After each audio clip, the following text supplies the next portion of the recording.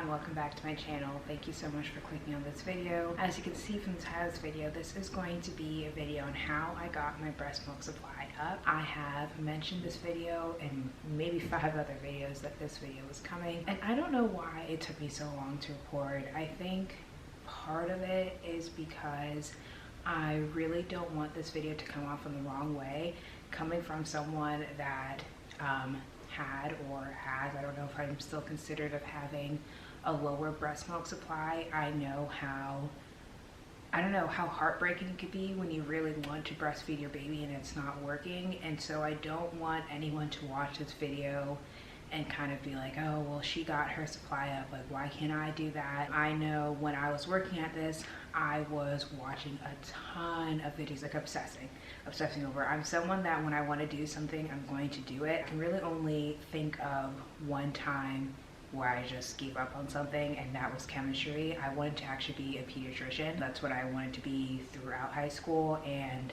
got to college and took chemistry. And she said, no, it's not going to happen. I worked really hard, and I'm not going to tell my grade because I'm embarrassed, but I did not fail, but close. Anyway, that being said, I'm someone that when I want to do something, I don't really give up. And so I just like obsess over watching videos like, what's this person doing? What's this person doing? What can I do to make my breast milk come in? And I was successful. So I want to share the things that worked for me. Please don't take this the wrong way. And again, as I said, just be aware that if it doesn't work out, it doesn't work out, and it's fine. Fed is best. I know that's like a corny saying, but it's true. At the end of the day, your baby's gonna grow up and they're not gonna know the difference. I was a formula-fed baby. I became a lawyer, if that means anything to you. It didn't make me less smart. I think I'm a very smart person. If you think that's cocky, fine, but I'm smart. I think I'm a pretty person. I think I'm a nice person. So it really doesn't matter at the end of the day, but I know I have that desire within my heart. And so if you also have that desire, I hope this video is helpful to you. Anyway, I've talked forever. The way I'm going to split up this video is first I'm going to share my experience for a little bit, because I know that's not really probably why you're here, but I like to hear others' experiences before I get tips from them, and then I'll move on to the tips, and then I'll have some kind of like ending statements. So first, to talk about my experience. So we supplemented with formula for Jude while we were actually still in the hospital. Since I got a C-section, she was born on the 12th, and we did not leave the hospital until Friday. She was born on Tuesday, so 12th, 13th, 14th, 15th. So we didn't leave the hospital until the 15th. And I think it was actually either the night of her, like the same night that she was born, or the next night. I think it was actually the next night. The hospital gave her formula because her weight dropped more than 10% under her birth weight, and that was their rule. They kind of just came in, they were like, so her weight's dropped more than 10%, so at this point we gave her formula. And I was just like, still out of it, on very strong pain medications. Didn't really have the strength to say no. Yeah, that was pretty much it. They did actually offer, I guess, women donate their breast milk, and at first I was like, oh, let me do that. But then they went down a list of like, even though there's nothing wrong with the breast milk, we can't 100% guarantee that there's nothing within the breast milk, which included HIV. And I was like, I can't say yes to that. Even if there's a small chance, I cannot say yes. So after that, she was given formula. She was given her first formula bottle within basically a day of being born. And from then on, we had to kind of continue to supplement the formula. I still continued to breastfeed throughout the whole time, but it was very clear she was hungry. She wouldn't feed for that long without stopping and just getting upset. I never had any latch issues, so I'm not going to be talking about that in this video, because from like the second she was born, not the second because I didn't get to hold her until like an hour after she was born, but once they brought Jude to me while I was in the recovery room, I put her to my boob because she was crying, and she latched right on, and she just has never had any issues with latching. The issue came from me, which actually made me feel even worse. I remember once we did come home and I wasn't taking as many pain medications, my hormones were adjusting, so the emotions were really coming in. I was crying several times a day because not only the pain from the C-section, but also because I wasn't able to breastfeed her. I knew that I wasn't having enough milk. We were supplementing with more and more bottles. I was trying to pump and getting very, very little from pumping. Yeah, I was crying. I was crying a lot about it. Looking back now, I won't say it wasn't necessary for me to cry because that was my emotion at the time. I was very sad about it.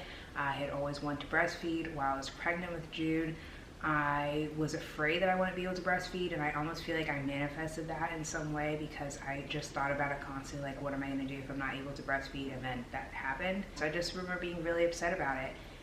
And then I remember, and I wrote it down because this is the kind of person I am, I remember I pumped for 20 minutes on each side and got 1/4 of an ounce. That's a lot of pumping for 1/4 of an ounce of milk on October 18th, so 6 days after she was born. I took a picture, I sent the picture to my mom. My mom was like, oh my gosh, like, you got some milk, keep going, keep going.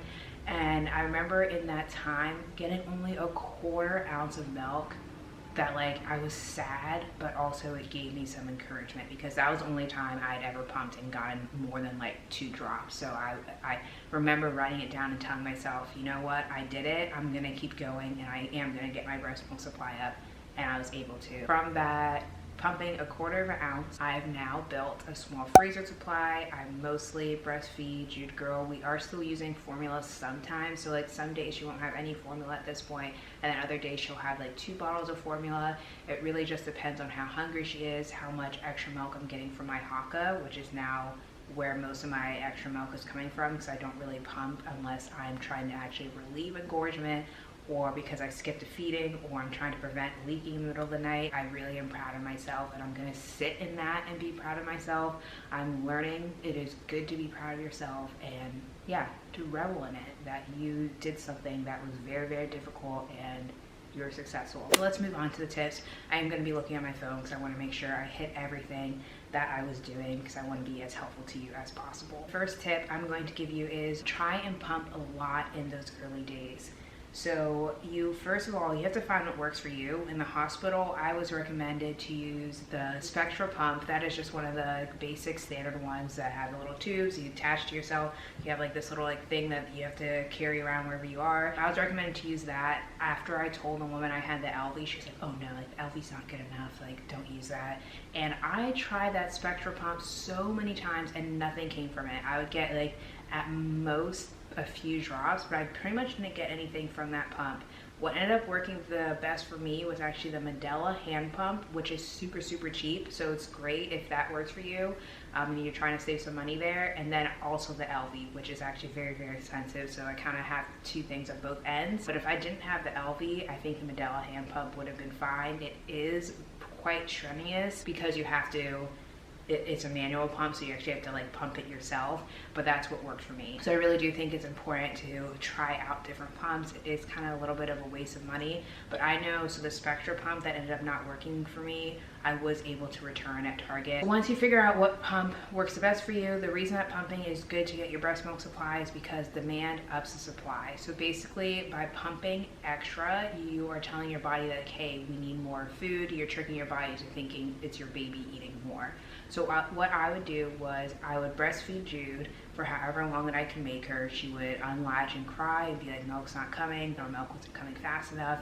I would try multiple times until she was just like, no, we're not doing it anymore, mommy. Then we'd give her the bottle, and while she had the bottle, I would pump. And so even though she wasn't feeding for very long on me, like I would maybe get her to feed on me for 5-10 minutes maximum, the like on and off thing. I would also make sure, especially in those few early weeks, that I was either pumping or feeding her every 2 to 3 hours, really more on the 2-hour side, which I know is a lot of work. It really, really is. Like I was going upstairs to pump or sitting right here to pump every 2, basically just like I'd finish pumping and then have maybe an hour and a half and then go back to pumping.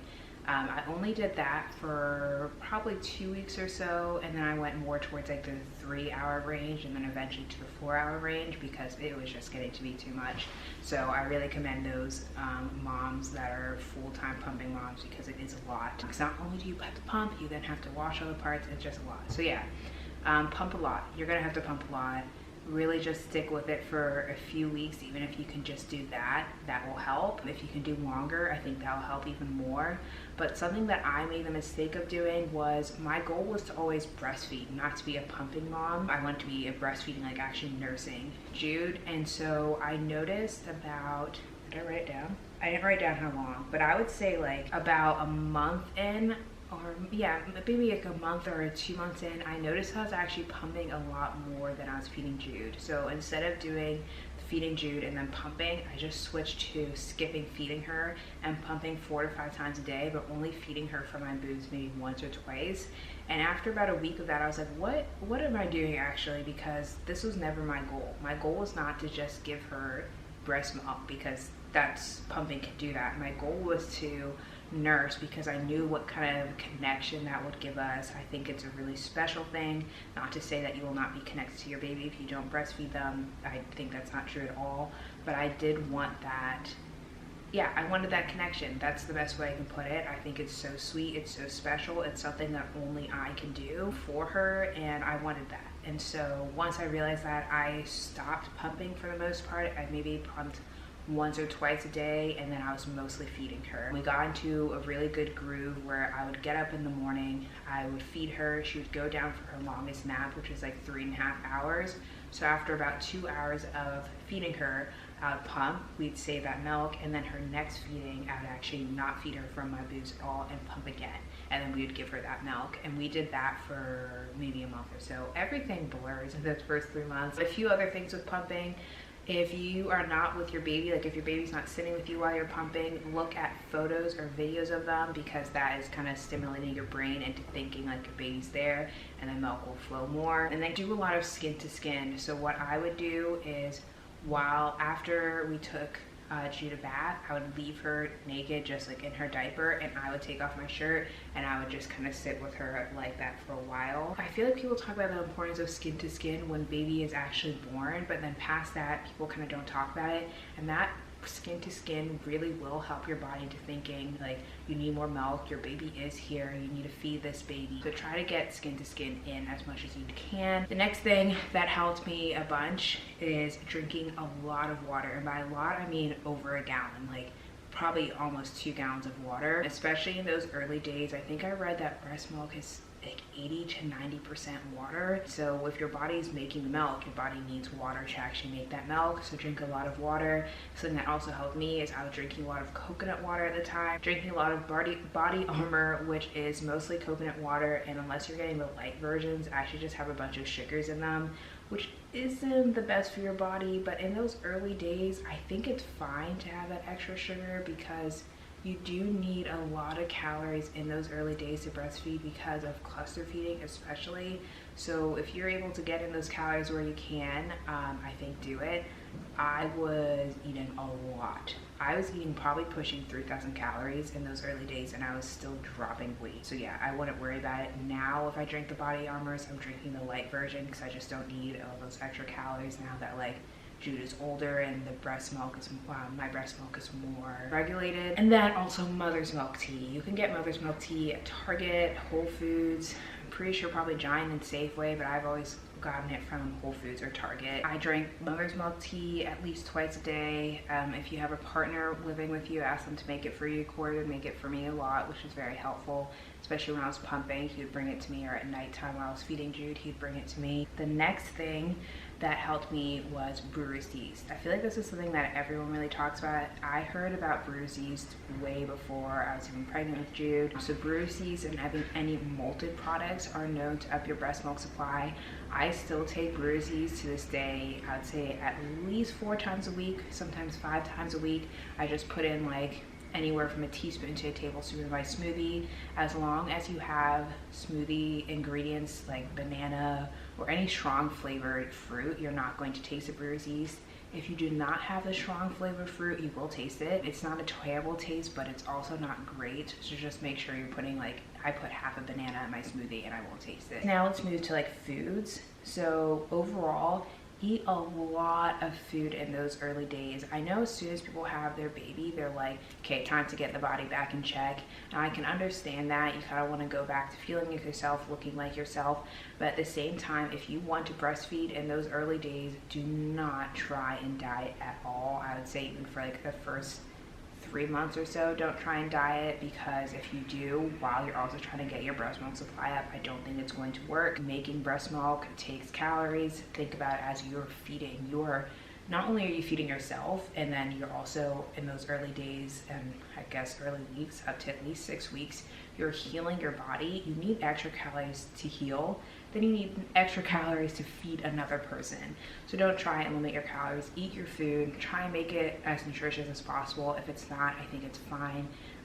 It's busy and you're sleepy in those early days, so just get the calories in. Foods that helped me were eating a lot of peanuts, peanut butter, nut butters. I'm still eating a lot of peanut butter to this day because it was just something that helped me. Oatmeal. Oatmeal is, I think, another known thing to up your breast milk supply that people talk about. Something that I noticed, and again, it could just be in my mind, but I think it was true. If I tried like instant oatmeal, the little packets, and then microwaving it, it was not as effective as making oatmeal on the stove.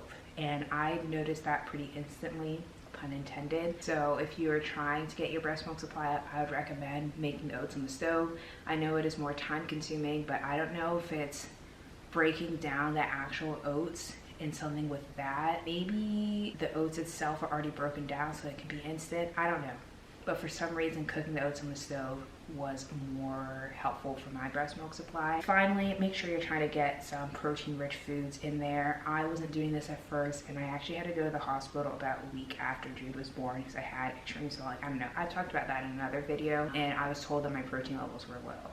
So yeah, eat your protein for breast milk. The next tips kind of go together, and that is resting, trying not to stress, and then meditation. It's hard to rest in those early days. I know you're probably like rolling your eyes like resting when, but if you have someone at home, your baby's father, or if you can ask your parent, your mom to come, your dad to come, a friend even, so that you can rest as much as possible, that really, really is helpful. As far as not stressing out, I noticed that, so I went out to dinner about a month after Jude was born with 2 of my closest and longest friends, and when I came back home, I pumped more than I ever had by far, and I was like, it clicked in my head. It was like because I was just so stress-free at that time, and I just really been able to, I was able to really relax for those few hours, and that was kind of a reminder going forward, especially even while pumping, to just kind of try and relax, going along with that meditation. So I would listen to they're actually pumping meditations on YouTube, so I'd listen to those sometimes while I was pumping, and then sometimes I would just do like a regular basic meditation before actually feeding Jude, and I think they did help. I know some people think like meditation's all in your head. Well, it is all in your head, and that's the point. The last thing that I want to talk about as far as a tip is massaging your boobs and then putting some heat on them.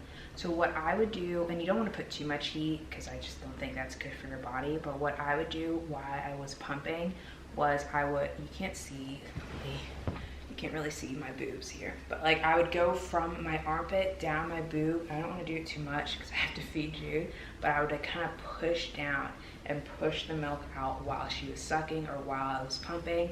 And then I have a little, what's it called, like a heater pad, a heating pad, and I would put them on top of my boobs on the lowest setting. You don't want it too hot, and the heat kind of helps release and loosen things up, I think. These are tips. I don't know if you feel uncomfortable with any of these tips. Don't try it out. If you want to ask your doctor, that's fine. Your OB, that's fine. I think I had some clogged ducts at some point because I would have to actually go on all fours, and my husband would have to like milk me, is the best way to put it. It was a sign to me that my milk was coming in. I'm about to edit this video, and one thing I realized I did not talk about were lactation supplements. I know some people feel very iffy about lactation supplements, that they're a gimmick, but I think, at least for me, they work. The supplements I did were the liquid gold, and I brought it out to show you, from Legendary Milk. It says to take 2 capsules 3 times a day. But when I first started taking this, I did that for about 2 weeks, and then for about a month, I do 2 pills twice a day, and then now I only take it if I notice that my breast milk supply is going down, and I'll just take 2 for a few days. And then I also made lactation cookies. I haven't had them in a while. I actually have more dough, like just cookie ball doughs, in the freezer to bake up, but there are tons of lactation cookie recipes online. I'd recommend making them yourself rather than buying the pre-packaged ones, because from what I've seen, the prepackaged ones seem to not work as well as when people are making them themselves. I have to wake Jude up soon, but the last things I want to talk about were just kind of some general tips. First, don't let anyone, including yourself, make you feel bad about not being able to breastfeed. If you have to supplement with formula, it is fine. I felt really, really bad when I had to supplement with formula, and I was actually quite defensive about it. I felt like people didn't believe in my ability to feed my baby. If you have to supplement, you have to supplement. I don't think it's that big of a deal. It was a big deal to me at that time, and I wish it wasn't. So I'm telling you this, it is not a big deal. If you have to, you have to. If you're not able to breastfeed at all, it's fine. Like, it's really, really fine. Second tip, which I know is a little bit contradicting to what I said, but it's don't feel discouraged if at first you follow all these tips and you're not seeing any more breast milk or you're not getting any more breast milk. Keep going. I know it's hard. I would say that with a caveat, is keep going as long as it is not detrimental to you mentally. If you're getting to the point where you're just like, this is making me feel terrible and I am not able to be a good parent to my baby because of this, stop. It's not worth it. What should come first is that you are mentally strong enough to actually care for your baby. That's what your baby's gonna remember. If you're able to care for them, if you're able to love them, not if you're giving them breast milk or formula. So if you're getting to the point where you're just, you know yourself that mentally you're not there, stop trying. It is not worth it. But if you're fine mentally and it's just tiring and exhausting, but you really, really want to do it, I would tell you, don't be discouraged, keep going. The last few things, this video is so long, is you will mostly not get as much milk as a full-time pumping mother. I think this is a misconception that's not talked about enough, is that if you are pumping full-time instead of actually nursing your baby, you are going to get more milk. This will be evident to anyone who has missed the feeding and you pump. You get way more milk than if you are pumping because like you just want to get some extra milk. So really don't like watch a video of someone that's a full-time pumping mom and they're getting like 8-10 ounces, which is way, like that's a very much oversupply person anyway. Don't watch people like that if you are actually nursing and think like, what's wrong with me?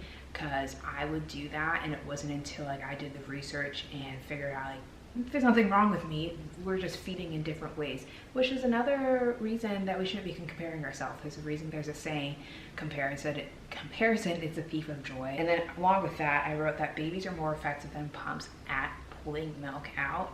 So I know that's something that a lot of mothers go through, is that they'll pump and hardly see any milk and be like, is my baby getting enough food? And if your baby is gaining weight and your pediatrician is happy with their weight gain and their growth overall, you shouldn't be worried. If they're wetting enough diapers when they're super young, I'd say 7 to 8, as they get older 5 to 6, don't be worried. Babies know how to suck that milk out. Regardless of any pump you're using, a pump will never match the ability of a baby. Finally, to close out this video, I wanted to reiterate, even though I've said it so many times, that fed is best. It is the thing that everyone knows, but it really, really is true.